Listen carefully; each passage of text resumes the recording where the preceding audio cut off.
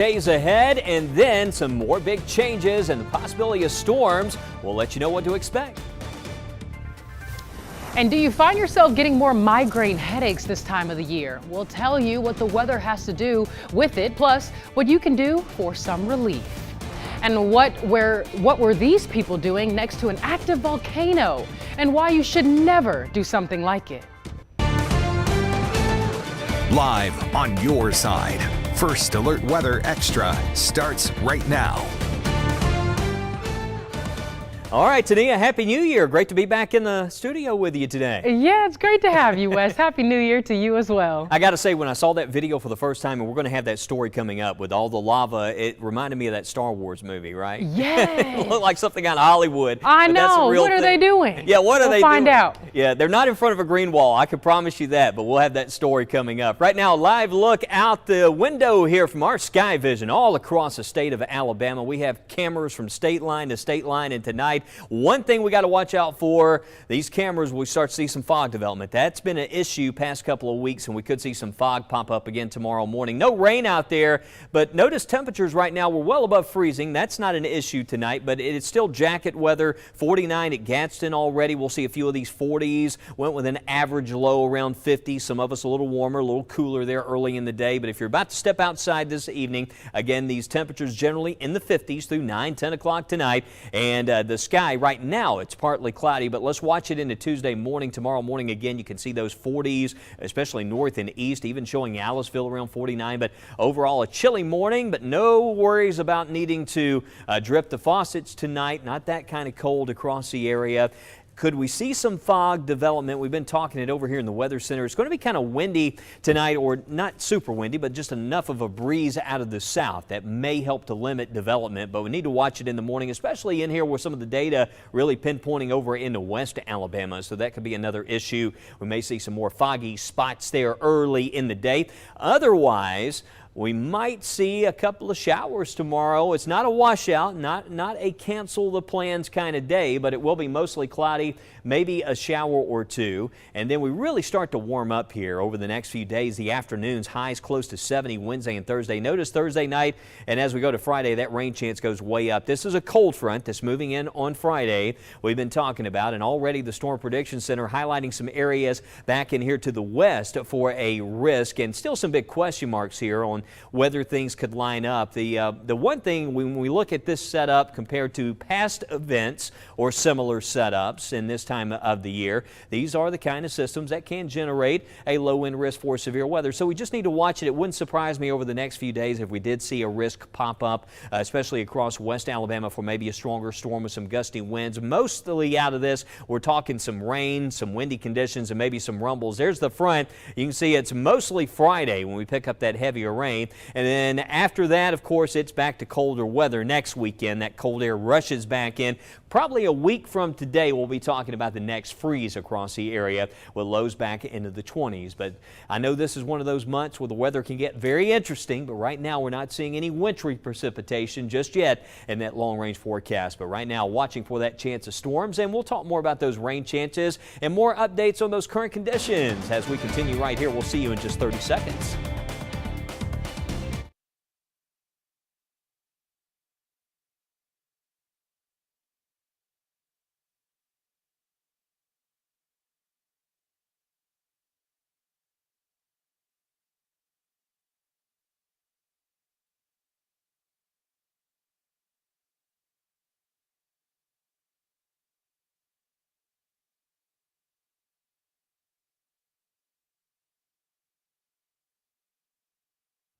Welcome back in, everyone. You are watching First Alert Weather Extra. I'm First Alert meteorologist Tonia Michele. Take a look at current temperatures in the 50s for most areas, upper 40s in Etowah County. If you're in Gadsden, 53 in Tuscaloosa, 55 in Jefferson County. No rain tonight, but there could be a few showers around tomorrow. The good news is, like Wes was mentioning just a few moments ago, we stay above freezing, but out the door, I recommend the umbrella, a light jacket, because it still will be chilly with overnight lows mainly in the 50s, and of course the First Alert Weather app. It'll let you know when rain is near you, and it's a great tool to have since we do have a light rain chance in the forecast tomorrow.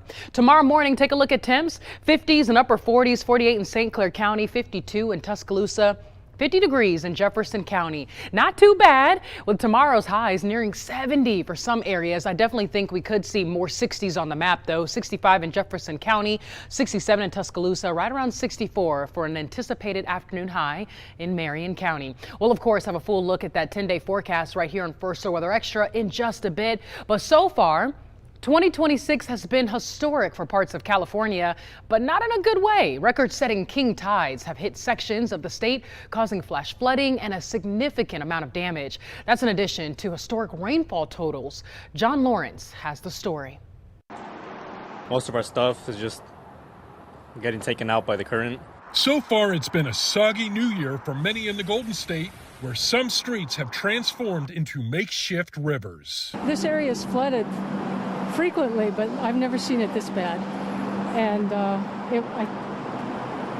I think it looks like people were pretty unprepared. Severe storms struck across California over the past few days. Certain counties saw more than 4 inches of rain over a 48-hour period. As I tried to pass through this bigger part of the flood, I'm in a Mini Cooper and it just was a little too low, so here I sit. On Sunday afternoon, half the streets in the Bay Area's Larkspur Marina neighborhood were underwater after the overflowing of the Corte Madera Creek. We're trying to keep as dry as possible, you know, every sump pump, every sandbag, but this is just kind of normal for this area, but it's just this is really much worse than we've ever seen. King tides are the highest predicted tides of the year for a coastal location, and officials say these are the largest ones the region has seen since 1998. They happen this time of year, but when in combination with storms like we've seen the last few days, it can really wreak havoc. You see a lot of flooding in a lot of low-lying areas, plus you'll see higher levels in our creeks. So we're really letting people know they need to be ready. I'm John Lawrence reporting. Well, Wes, did you see this? Check it out. 2 people get a little too close for comfort near an erupting volcano. This happened last week at Hawaii's Kilauea volcano. Footage captured by a U.S. Geological Survey webcam shows 2 people walking close to the erupting volcano. Are they crazy? The USGS estimates the eruptions caught on camera were at least 100 feet high. Kilauea, which is one of the most active volcanoes in the world, has erupted sporadically since December 23rd. Well, coming up, barking up the right tree. We're introducing you to a unique tree whose colorful appearance actually helps it survive. We'll show you how. Teachers, promote literacy in your class by scheduling a book reading with WBRC. Scan the QR code now to help your kids soar to new heights with Soar with 6.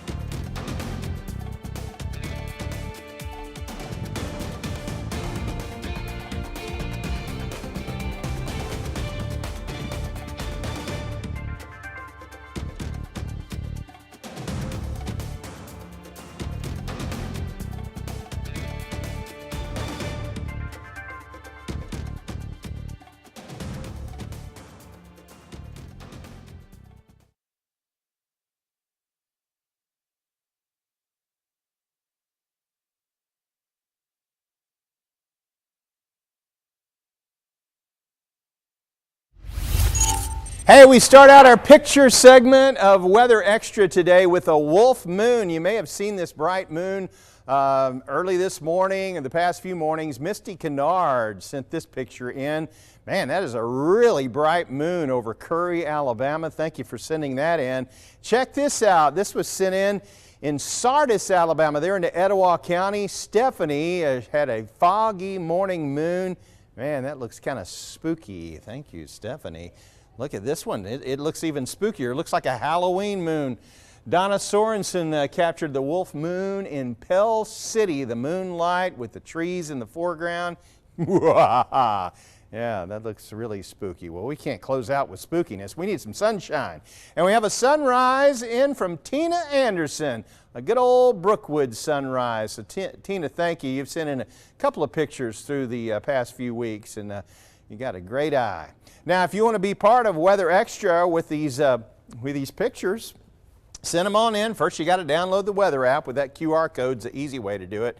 Scroll down to the bottom, see where it says Submit Photos, send them in, and it gives us permission to use your photos right here on Weather Extra. You know we love getting your rainbow pictures here on First Alert Weather Extra, but have you ever seen a tree with bark that looks like a rainbow? No, it's not AI. It's known as a rainbow eucalyptus. As Dan Smith tells us, its colorful bark actually helps it ward off invasive plants.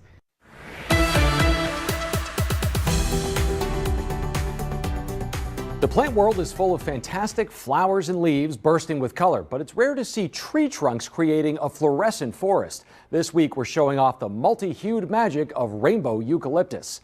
It's a name that's quite self-evident, with the outside of the trunk showcasing a kaleidoscope of color. These towering tropical trees can reach more than 250 feet high in some cases, and they're also the only known species of eucalyptus found in rainforest. While you can find examples in a few states like Hawaii, California, and Florida, they're actually native to Indonesia, the Philippines, and Papua New Guinea. Dazzling as they are, their patchwork has a purpose here. Other plants like vines can try to crawl up the tree and compete for resources, so having the tree shed its bark in patches helps prevent that. Directly underneath the tree bark, or most plant stems, lies the cambium layer, wedged between the xylem and phloem, which transport water and nutrients up and down, and that layer is where the fun begins. Much like a cut or peeled apple left out for a bit, that cambium, only a couple dozen cells thick in spots, starts to turn color, but it is far from a monochromatic brown.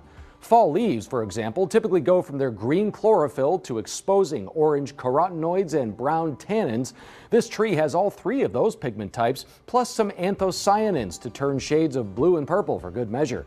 Now, despite its rainbow hues, this species of eucalyptus is mainly cultivated for making white paper out of its pulpwood, although one might hope it could make some really trippy construction paper instead. On a down note, there's been an estimated 30% population decline in the last couple of centuries, earning its status as a vulnerable species. Still, if you ever find yourself in the frost-free tropics or a tropical botanical garden, see if you can spot one of these technicolor triumphs of nature. For this week's Moment of Science, I'm Dan Smith. Well, what a cool, interesting new fact that I now know. While some parts, though, of California are dealing with excessive rainfall or excess rainfall and king tides in the Sierra Mountains, lots of snow means slow going for people traveling through the area. Gabrielle Smith spoke to families trying to see the snow before the kids head back to school.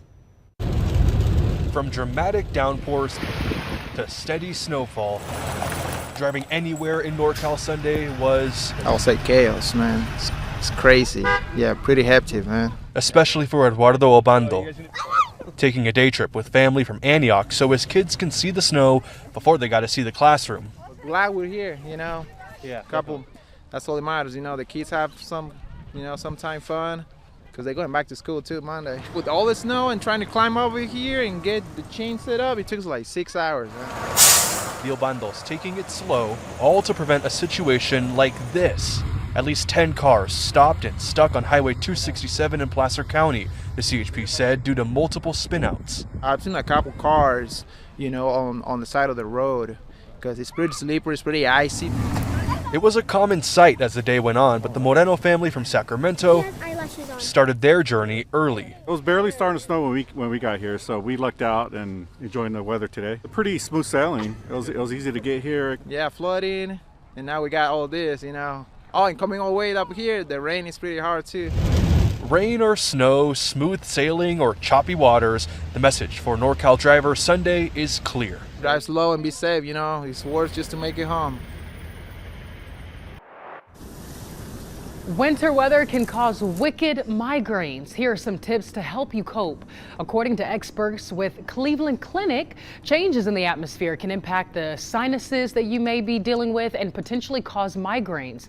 If you're especially sensitive to the cold, doctors say you should stay inside. But if going outside is absolutely necessary, bundle up head to toe, especially around the head and your neck. It's also critical during extreme winter weather to maintain a consistent exercise and sleep routine so that the excess stress doesn't trigger a migraine episode. I probably need to do that. I've been having headaches here lately. While California, though, is dealing with a lot of rain and snow in other states, it's a different story. As far as snowfall goes, it's been a slow start to the season for ski resorts all over Colorado. As Nate Belt tells us, resorts are trying to make up for a lack of snow with some big promotions. Despite some snowfall along Loveland Pass this week, skiers Kurt Robinson and Doug Buell both hoped for a little bit more at Arapahoe Basin. Slim pickings, you know, there's not a lot of variety. With only 9 of A Basin's 147 runs open, slim pickings is right, and the ski area recognizes that. We're obviously not seeing the snowfall that we typically see this time of year, and our footprint looks a little different. Our product looks a little bit different.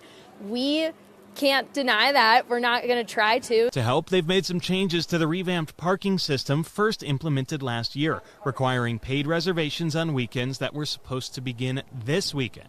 Instead, the lot will remain free every day until January 17. We want to do right by our customers. We want to do right by our skiers and riders, and we can cut everyone a break for a couple of weeks. On the other side of Summit County, Copper Mountain hopes to lure people out by offering up to 60% off lodging all of January when you get your lift ticket. Really trying to get people up. January is usually a really great month for us and, really kicks off the ski season. Kids also ski for free with an adult lift ticket, and the resort is also implementing a brand new snow guarantee, allowing guests to reschedule their trip 7 days out or cancel it 14 days out if you aren't satisfied with the snow conditions. This is another incentive for them to come out and enjoy our mountain. Back at A Basin, Robinson and Buell are happy to save some money. I think definitely it helped, with the limited conditions. Hope that these incentives bring people back out to enjoy even the little bit of snow that's fallen. Skiing is better than not skiing.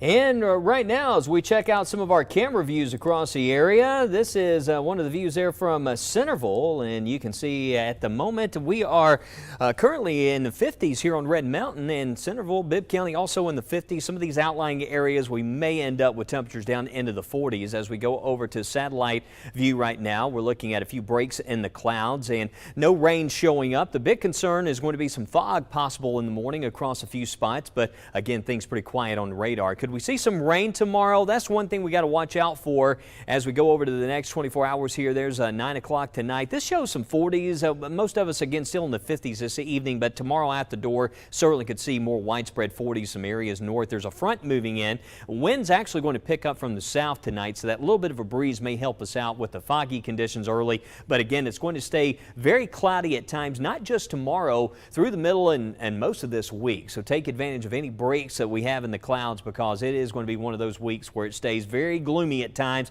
But tomorrow there might be a couple of showers. We've seen enough data today to suggest, maybe a few sprinkles or a few isolated showers tomorrow. So don't be surprised if you encounter just a little bit of rain. It's not anything to worry about with respect to canceling any big plans. It's just very isolated. But there's tomorrow evening. And again, we might see some really dense fog early Wednesday morning. That's what we're highlighting there. Let's take a look at the fog forecast map again for Wednesday, and you'll see what we're talking about out the door. You can see that visibility drops off very, very low there and more widespread early in the day. So we may need to call a first alert weather day early on Wednesday, but that won't last long. It's going to be a mostly cloudy day, but a warmer day. Highs around 71 degrees, so a big warm up happening on Wednesday. Thursday, we have 70 degrees. Not a bad day Thursday. It's just mostly cloudy, but look at these temperatures. Could see up to around 72 places like Centerville and Tuscaloosa, Fayette, Hamilton, over towards Winfield and Haleyville. East Alabama, Lineville there showing around 68 degrees. Our friends over around Ashland and Delta and over towards Oxford and Anniston there feeling pretty good. We'll take it. Warmer afternoon. Friday's a warm day. Big question, will we see some heavy rain during the day Friday, or will it hold off until Friday night? Some of the global data wants to keep bringing some of that rain earlier in the day. I certainly think it's possible as we get primed in for that next cold front. We'll probably see a few showers early in the day, but the heavier rain, notice there's a look at 7, 8 o'clock in the morning. Shows a little bit of wet weather, but the heavier rain is going to come in with this cold front. That's 10:30 Friday night. We'll likely see a line of heavier pockets of rain and maybe a few strong storms. Need to really watch it to the north and west in here. Those are areas with a system like this. We might see those ingredients sort of phase up for the possibility of a couple strong storms there, but it certainly doesn't look like a major outbreak kind of setup, anything like that. But Friday highs will be around 71, and then it's back to some colder weather. The severe risk, I just want to stress here, Friday for us looks very low, but it's just a system we need to watch in case we do see a low-end severe threat pop up. But at the moment, the weekend looks mostly dry. We'll get that rain out of here early on Saturday. 62 degrees, but it's back to 38 by Sunday morning. And a week from today, we're talking lows back in the 20s, highs in the 50s as we head into that second full week of January. So, Tonia, as far as freezing conditions go, we catch a little break this week, but it's coming back early next week. Oh, yeah, it's coming back, Wes. But as we look beyond that 10-day forecast, it looks like our temperatures could top out near normal. So hopefully this next system that moves through, yes, is going to bring us some really cold mornings early next week, or at least it could. But what we're watching is between January 13th through the 19th. Okay, many states dealing with above average temperatures, but for us here at home, we could actually be where we typically are this time of the year, or at least between the 13th through the 19th, I should say. More near average conditions expected as far as temperatures go across central Alabama and the southeast. And when we look at precipitation, we're maybe just slightly below average. We'll keep a close eye on that, but that's beyond the 10-day. Of course, things are subject to change, so check in with us every single day here on First Alert Weather Extra. Don't go anywhere. We have a look at some of those viewer pictures when we come back. You're watching First Alert Weather Extra. We're back after this short break.